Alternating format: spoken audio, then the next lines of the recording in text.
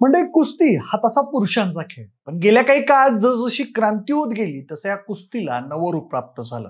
सर्वप्रथम ऑलिम्पिक स्पर्धांमध्ये महिलांच्या स्वतंत्र स्पर्धा सुरू झाल्या आणि त्यानंतर आपल्या भारत देशातही महिला पैलवान तयार व्हायला लागल्या. दंगल चित्रपटाच्या माध्यमातून तुम्ही फोगाट बहिणींची गोष्ट ऐकलीच असेल.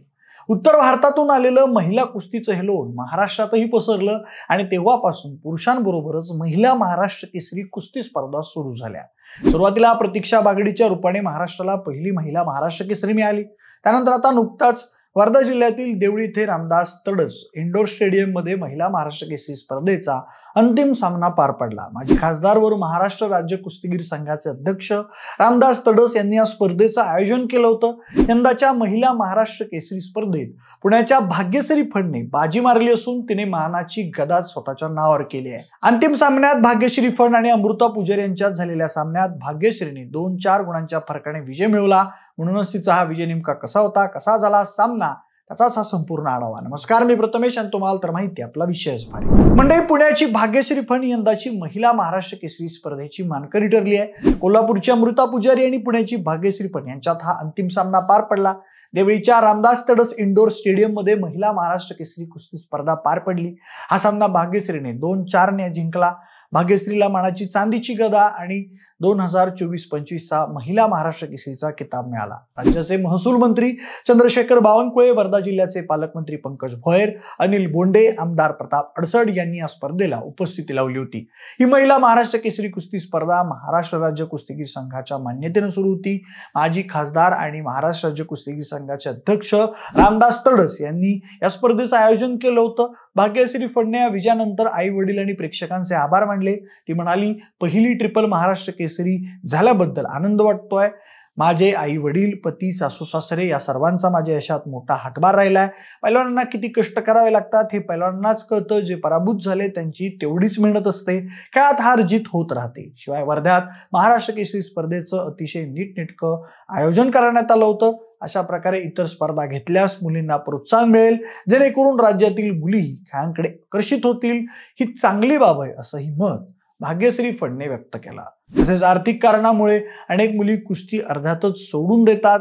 त्यामुळे सरकारने अशा मल्लांना आर्थिक मदत दिली पाहिजे अशी अपेक्षाही भाग्यश्रीने व्यक्त केली. मंडळी, महाराष्ट्र राज्य कुस्तीगीर संघाच्या मान्यतेनं ही महिला महाराष्ट्र केसरी कुस्ती स्पर्धा सुरू करण्यात आलेली आहे. यंदा राज्यभरातून 350 महिला कुस्तीगीरांनी यात सहभाग घेतला होता. महाराष्ट्र केसरी किताब जिंकणाऱ्या भाग्यश्री फड हिला चांदीची गदा, रोख रक्कम 31,000 रुपये पारितोषिक म्हणून देण्यात आला. पण मंडळी, त्याआधी भाग्यश्रीने कोल्हापूरच्या अमृतावर कसा विजय मिळवला हे आपण पाहूयात. म्हणजे या कुस्तीत दोन्ही मल्लांनी डावपेचांची उधळण केली. कुस्तीच्या पहिल्याच मिनिटात अमृता पुजारी ही नकारात्मक कुस्ती करत असल्यामुळे तिला पॅसिव्हिटी वॉर्निंग देण्यात आली. त्यानंतर भाग्यश्री फड हिने आक्रमक होत खेमी डावाची पकड घेत कब्जा मिळवला आणि त्यानंतर भारंदाज या डावावरती एकूण 4 गुणांची कमाई केली. त्यानंतर 3 मिनिटांचा पहिला राऊंड संपला तेव्हा भाग्यश्रीला 4 गुणांची आघाडी मिळालेली होती.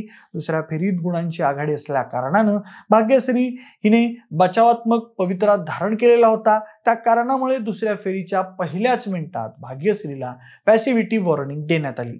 पुढच्या 30 सेकंदमध्ये भाग्यश्रीला गुण घेता न आल्यामुळे तिच्या विरोधात 1 गुण देण्यात आला. पण भाग्यश्रीने आपला डिफेन्सिव्ह खेळ खेळणं सोडलं नाही. अखेरच्या क्षणात रेड झोनच्या बाहेर गेल्यामुळे भाग्यश्रीला अजून 1 गुण गमावा लागला. आता अमृताच्या खात्यात होते 2 गुण तर भाग्यश्रीकडे 4.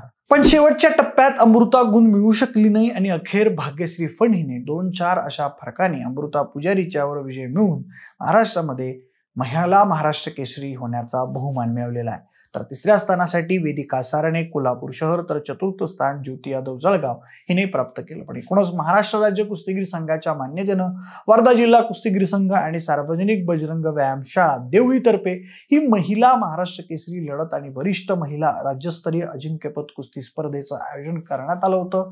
म्हणजे या स्पर्धेचं उद्घाटन आदिवासी विकास मंत्री अशोक उईके यांच्या हस्ते व माजी खासदार नवनीत राणा यांच्या उपस्थितीत पार पडलं होतं. या स्पर्धेत राज्याच्या 36 जिल्ह्यातून 51 संघ सहभागी झाले होते. तर बघा, असा हा संपूर्ण महिला महाराष्ट्र केसरी कुस्ती स्पर्धेचा थरार पार पडलाय.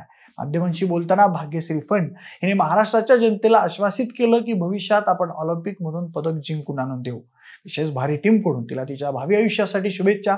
बाकी भाग्यश्रीच्या या यशाबद्दल तुम्हाला काय वाटतं, तुमची मतं मला कमेंट बॉक्समध्ये नक्की कळवा. जर हा व्हिडिओ आवडला असेल तर लाईक आणि शेअर करा. सोबतच आपल्या विशेष भारी या युट्यूब चॅनलला देखील सबस्क्राईब करायला अजिबात विसरू नका. धन्यवाद.